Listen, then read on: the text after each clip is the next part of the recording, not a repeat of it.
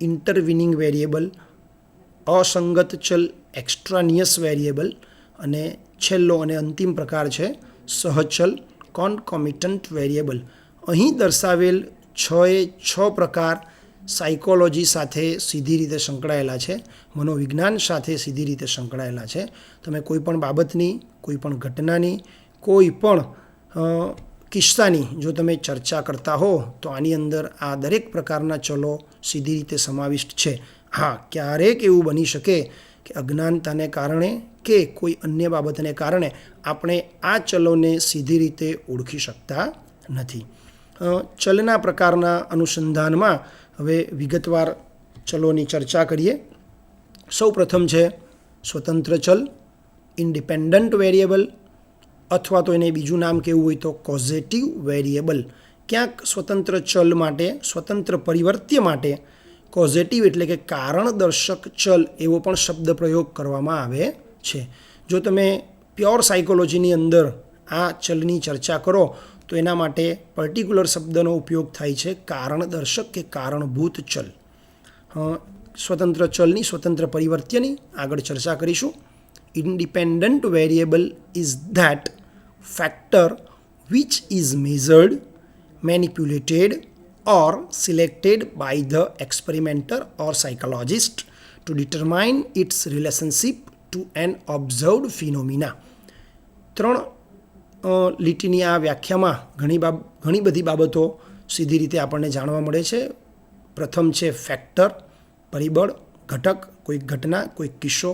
Measured, માપન. Manipulated, નિયમન. Selected by the એક્સપેરિમેન્ટર એટલે કે એવો ચલ, એવી બાબત જે સીધી રીતે મનોવૈજ્ઞાનિક કે પ્રયોગકર્તાને પસંદ કરવાની છૂટ હોય છે. આ વ્યાખ્યાની જો વાત કરીએ તો એને તમે શબ્દશઃ આ રીતે રૂપાંતરિત કરી શકો. સ્વતંત્ર ચલ એ સંશોધક દ્વારા અવલોકિત ઘટના સાથેનો સંબંધ શોધવા માટે પસંદ કરાતું પરિબળ છે, જેનું માપન થઈ શકે છે અને તેમાં ફેરફાર પણ કરી શકાય છે. અહીં હું એક બાબતની ચર્ચા કરવાનું વિશેષ યાદ કરીશ કે મનોવિજ્ઞાનની અંદર કબૂતર, સસલા કે કૂતરા ઉપર પ્રયોગો કરવામાં આવ્યા. આ પ્રયોગોના અનુસંધાને જે તે પ્રાણી પર જે તે પરિસ્થિતિ શરૂઆતમાં લાદવામાં આવે, એપ્લાય કરવામાં આવે છે. મનોવૈજ્ઞાનિક જ્યારે આ પ્રકારના પ્રયોગો પ્રયોગશાળામાં કરે છે ત્યારે તે પોતાની ઈચ્છા મુજબ જે તે પ્રાણીને, જે તે એનું ઓબ્ઝર્વ ફિનોમિના છે જેના પર પ્રયોગ એપ્લાય કરવાનો છે એના પર પોતાની રીતે દરેક બાબતને એપ્લાય કરે છે. અને એ પોતાની રીતે કરે છે એટલે મનોવૈજ્ઞાનિક કે જે તે પ્રયોગ કરતા એના માટે સ્વતંત્ર છે. એટલે એના દ્વારા જે બાબતોને અમલમાં મૂકવામાં આવે છે, જે બાબતોને સીધી રીતે એપ્લાય કરવામાં આવે છે એ સ્વતંત્ર છે.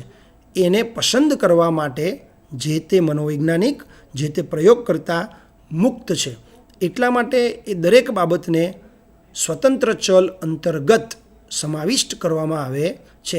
દાખલા તરીકે આપણે નાનું ઉદાહરણ લઈએ કે કૂતરાનો જે પ્રયોગ છે એમાં કૂતરાને જ્યારે ખાવાનું આપવામાં આવે છે, હવે આ આપવું કે નહીં આપવું એ સીધી રીતે મનોવૈજ્ઞાનિકના સંદર્ભમાં અથવા એની ઈચ્છા મુજબ છે. પ્રથમ વાર આપવું, બીજી વાર આપવું, ત્રીજી વાર આપવું, ચોથી વાર નહીં આપવું અને એની શું અસર થાય છે.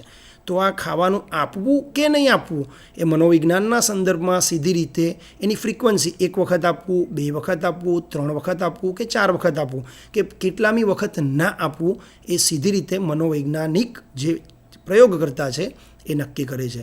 એટલા માટે એને આપણે અહીં ચલ તરીકે દર્શાવીએ છીએ. આગળ વાત કરીએ.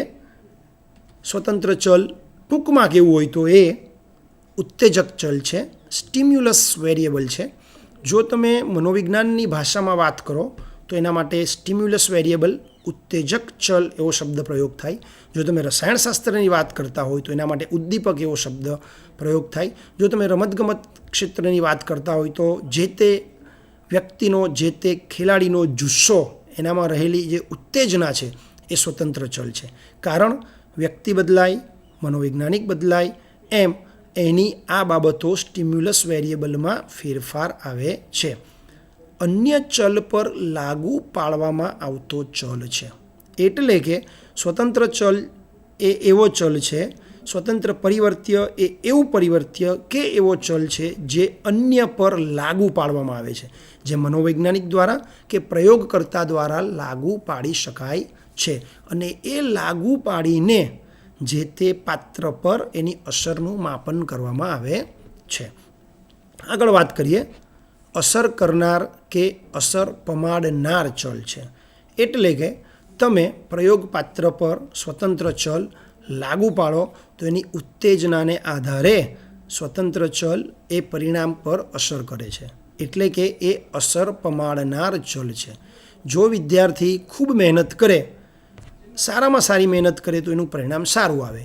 એનો અર્થ એ થયો કે એની મહેનત એ સ્વતંત્ર ચલ છે.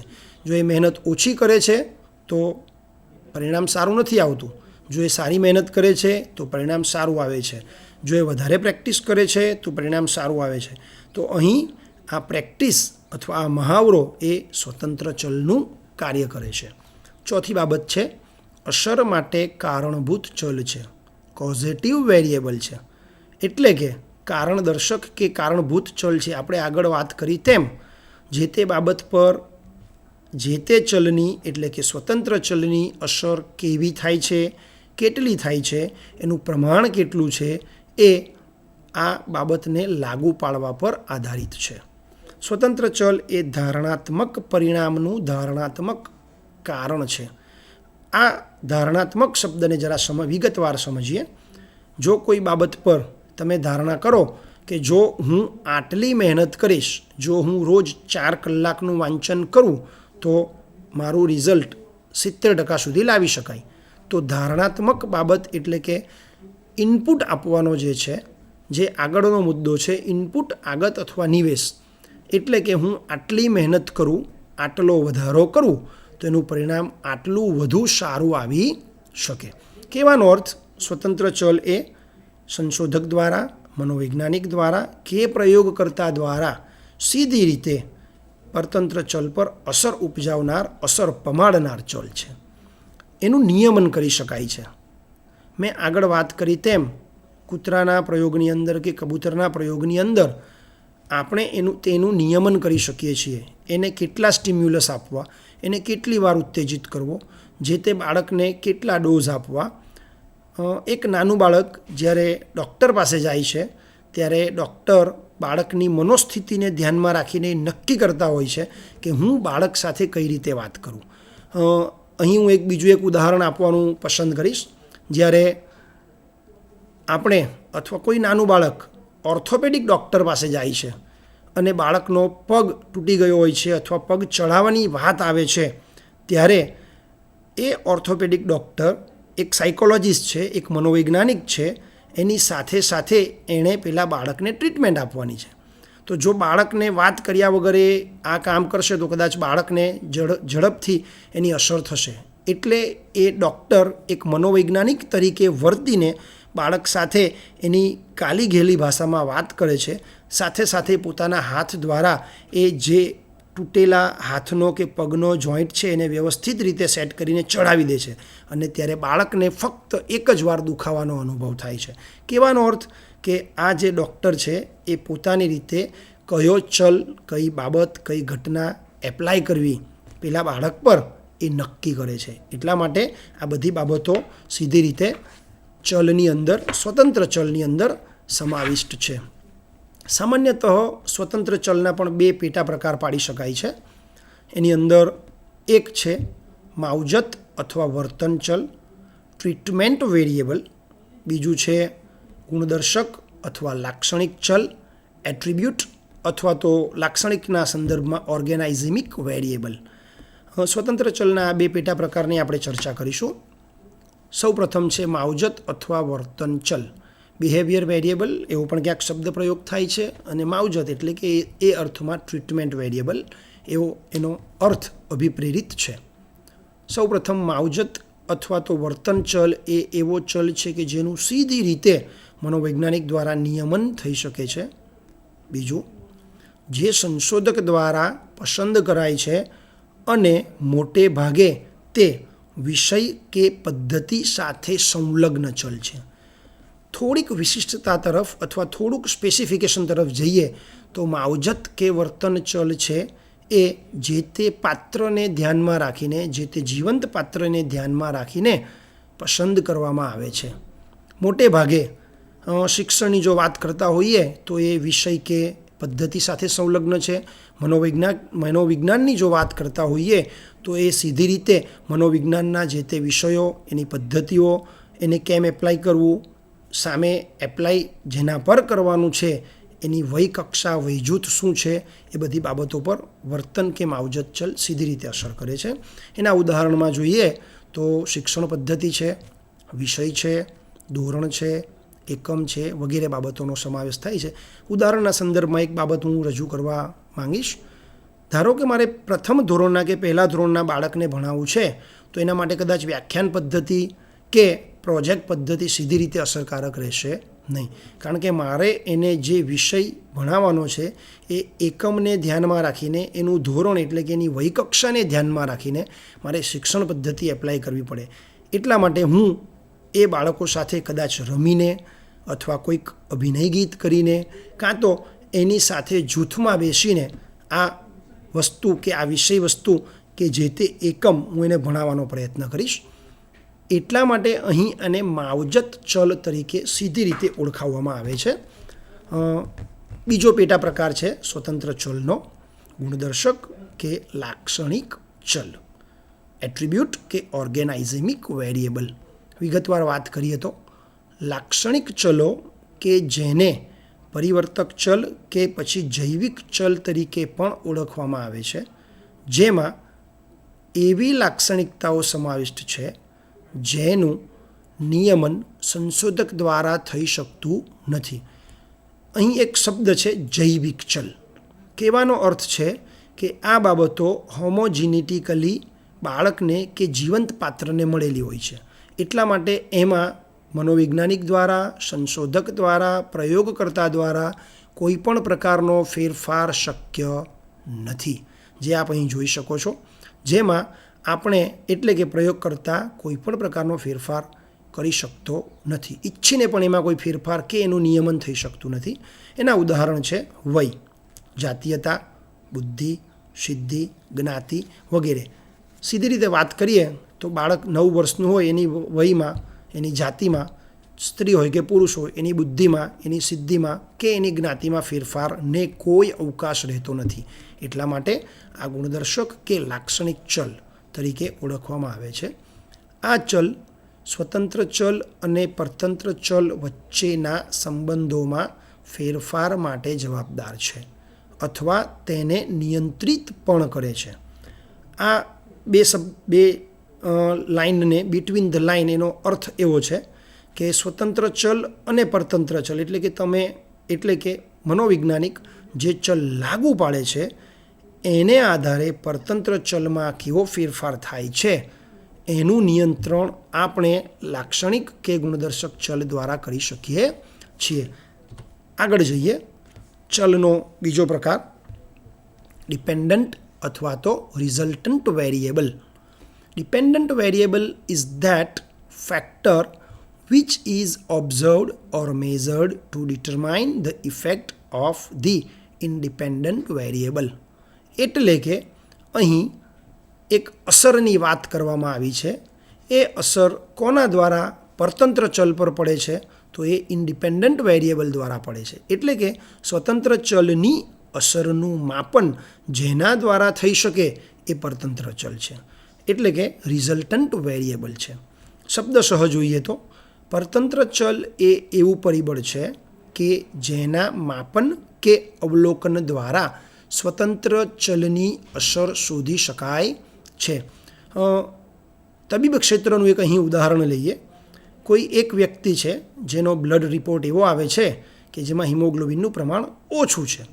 જો એની વાત કરીએ, ડૉક્ટર એને કોઈક આયનની ટેબ્લેટની ટ્રીટમેન્ટ શરૂ કરે છે. એક દિવસમાં 2 ટેબ્લેટ લેવી અને 1 વીકમાં હિમોગ્લોબિન કેટલું વધ્યું. ટ્રીટમેન્ટમાં ટેબ્લેટની સંખ્યા એ સ્વતંત્ર ચલ છે અને હિમોગ્લોબિનનું પ્રમાણ એ પરતંત્ર ચલ છે. એટલે કે માપન અને અવલોકન દ્વારા આપણે આ અસર માપી શકીએ છીએ.